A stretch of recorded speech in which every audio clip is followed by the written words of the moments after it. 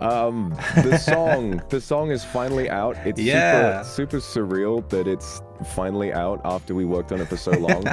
I guess to start with, something really interesting is like, you know, the whole process of getting picked to be a part of Encounter. It completely came out of nowhere. You know, it was like first few Encounter songs were already out.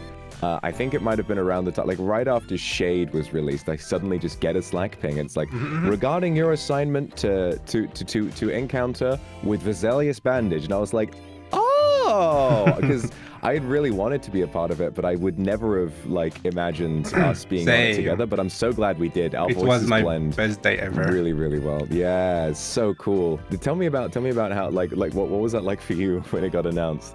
I was like, apparently there's a lot of Encounter going on, but I have never heard about it. Like, I never got contacted about it. I was like, would I be selected? Maybe I don't know. I'm too new. I didn't know what to expect, if I could have something or not. And yeah, it came to me and I was like, oh, yes! I wanted to be part of this. I was like, yes! I'm in!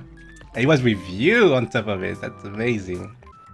It's kind of a different vibe, definitely, to like the debut songs are I think they're more so supposed to just be fun. Like they're really fun and exciting. It's just, let's jump on in. But these Encounter is different, and it's really cool to get invited to be a part of that. Especially for me, who's like not been singing for very long, to be given a chance to prove myself on something like this was just a really cool opportunity. And I hope I get to keep doing stuff like this in the future as well. It'll always be something to me that's so bizarre. Like this line of work, this career, especially working for NIJI, I'll never truly get over how bizarre it is that it is such a huge corporation and it is such a huge industry. And yet all of it stems from encouraging the creativity of its members. And it'll, for example, when you're going to do something in 3D at the studio, and you'll have all of these people, these massive crews, and all these people helping out and doing all this stuff and all this crazy technology. And then they'll say, okay, so what do you want to do?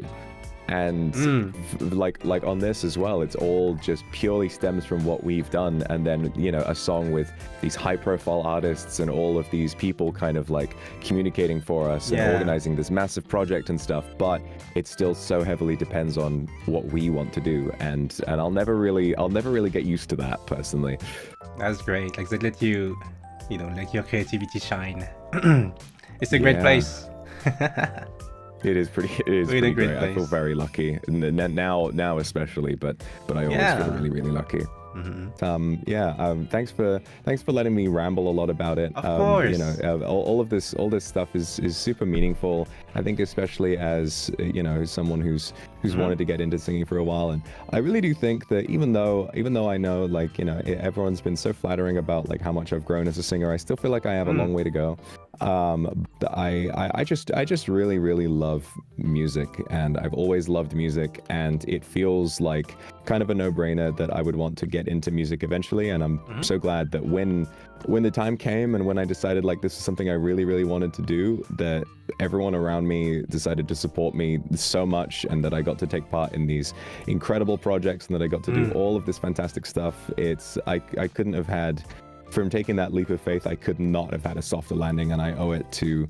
I owe it to my to my lovely NIJI members. I know it to the staff at NIJI for embracing that. And it's funny because I remember during AR Live, or while we were rehearsing for AR Live back then, during AR Live, I was the only one who kind of didn't have a solo or a duet. I was only in the group songs, and I kind of and I was happy to be a part of it and to support everybody, but I did kind of get this fire lit in me of like, I really want to be able to do this. I don't want to let go of feeling like I'll be able to do this one day.